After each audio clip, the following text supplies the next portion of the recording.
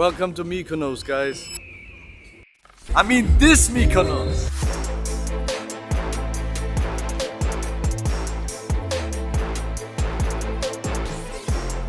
Do you think there will be a war between China and America?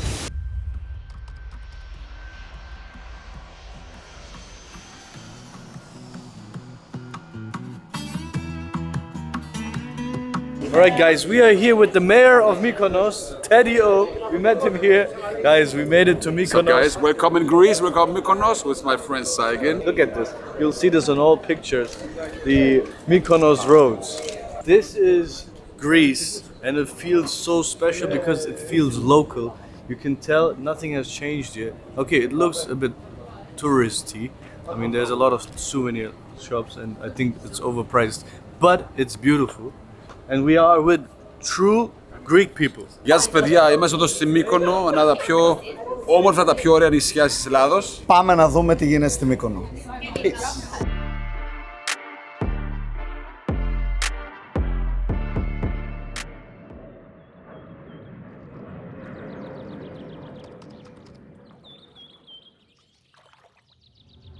Today guys, we have a beautiful day planned. We're gonna take a small boat and go to a place where you can eat lunch almost in the water. It's like on the water.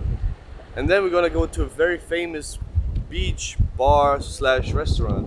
So it's gonna be a full day full of activities. Let's go.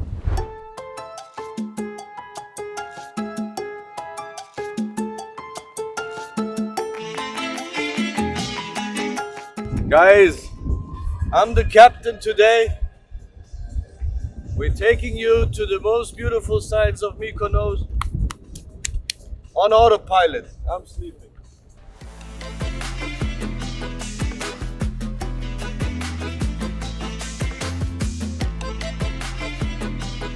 Guys, we just parked the yacht right there and took a small speedboat to come here to a beautiful place. This is actually, it has a pool, it has a bar, and it has a restaurant, and we're gonna just sit at the water. Guys, there's so many fish, we're gonna feed them now, look. Boom, gone. Another one, look. Make them small so they don't choke on it. Go. Woo. What does it teach us? The slow fish don't eat. Alright guys, so we just finished lunch. Now we gotta go into the speedboat directly from the restaurant onto the yacht. Stop in the villa. Gonna go change, take a shower, and then I'll show you another very beautiful beach, bay, bar, restaurant. Let's go. So Saygin, we have a few questions from AskSaygin.com, and the first one would be, do you think there will be a war between China and America? Okay, let me tell you. War is always a lose-lose scenario. Everybody's gonna lose. There's no winners in war. I'll tell you why. Today, we have $470 trillion of wealth in the world. That's 470,000 billions of dollars in the world. War, especially between US and China, which is gonna be World War III, would definitely destroy a significant portion of that. We actually have around 145,000 ultra high net worth individuals in the US alone. And in China, there's around 33,000 of them. Now, those people definitely don't want to get into war because usually war destroys wealth. Think about the history between the US and China. In the 90s, the US is and was the ruling power, and the rising power was and is still China. China was relatively small and they grew rapidly into now the second largest economy in the world. And if you look at it from the purchasing power parity perspective, China is already bigger than the US economy. How did they do this? And I'll tell you how this relationship will actually lead to the fact that there should not be and probably will never be a war between US and China because of economic reasons. Think about it. Wars usually get started because of economic interests, or they get stopped because of economic interests. So in the 90s, China realized there is a developed world industrialized world where China had no competitive advantage besides they could produce stuff cheaper, they had a large population. So they actually specialized themselves into becoming the factory of the world, and especially for the US. And then the Chinese economy exploded. If you can see from 2005 onwards, it actually grew exponentially and overtook the US in terms of PPP. What does China do with all these US dollars? They actually want to invest it, right? They can't just keep it there. They say, what could we buy? What is the safest asset we could buy that is dollar denominated? So what they do is they actually go buy US Treasury bills. US Treasury bills is basically giving a loan to the US government. So they give back the US dollars to the US government and they get interest for it, right? They say here for 5 or 10 years, you're gonna have the US dollars back and we wanna have an interest, a profit for that over 5 to 10 years. And if there are many people who are willing to lend money to the US government, then they can choose the cheapest rate. So it's like an auction. So now America is actually enjoying prosperity. They get cheaper money, and which they can then spend again on Chinese products. So it's interesting how actually all of this works together. So China is getting all the US dollars and keeps their currency cheap, then gives this money to the US. The Americans enjoying all of this prosperity. They can buy stuff from each other, they can buy stuff for cheaper, as I said, interest rates are lower. They can even buy stuff, which China hopes, again from China. What does that actually mean for the US and China situation and generally for the US dollar? Is one, US and China, as I said, don't have economic interest to get into war. They are intertwined. But does that actually mean that the US dollar will remain king? Because today the US dollar is the world's reserve currency. But if you think about it, 60% almost of all currency reserves are US dollar. Another around 20% are euros.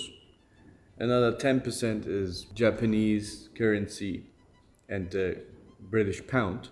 And then there's pretty much nothing.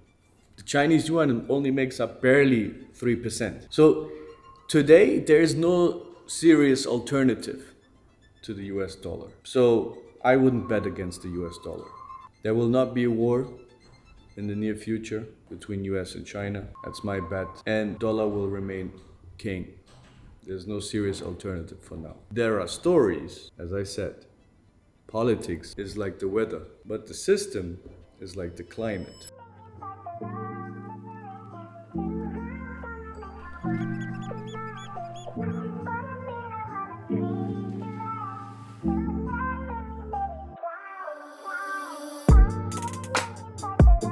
Guys, we just had a stop in the villa, just took a shower, got fresh again. Now we're going back to the boat.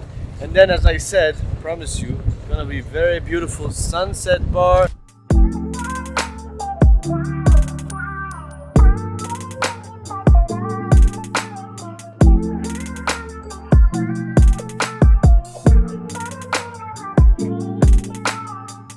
Man, I remember I started off and then I tried to get support from some people. They said, well, who else is supporting you?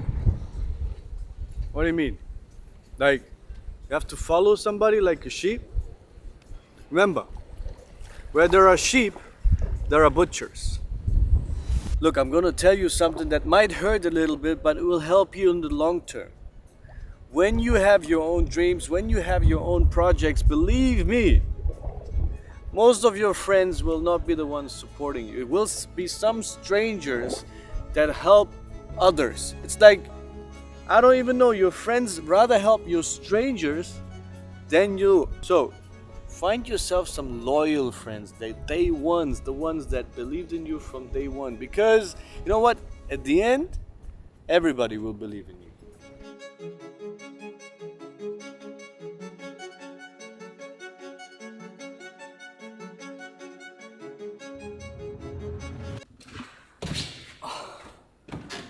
Guys, yesterday I almost broke my foot. I think I have a sprained ankle. Oh. Let me tell you something. Come, follow me first. So, as everything in life, is competition. It's not only in business. Look, the fact that you're here is you won some type of competition, probably the sperm race. And whatever you have today is probably because your ancestors won some type of competition. Even what you do is a competition. You have choices. And one choice loses against the other choice. In business, actually, we call this possible alternative income opportunities or opportunity costs. But anyway, even on social media, if you think about it, screen time is not as limited as screen size. So whatever you see on your little screen, that post has won a competition against all other posts that could have been shown to you. So I'm telling you, man, you gotta win a competition. Life is only a competition. We're here at dinner with my Turkish brother, eating, dancing, Nusret. Mykonos, actually. I've been to many places where he has his restaurants, but this one is my first time here.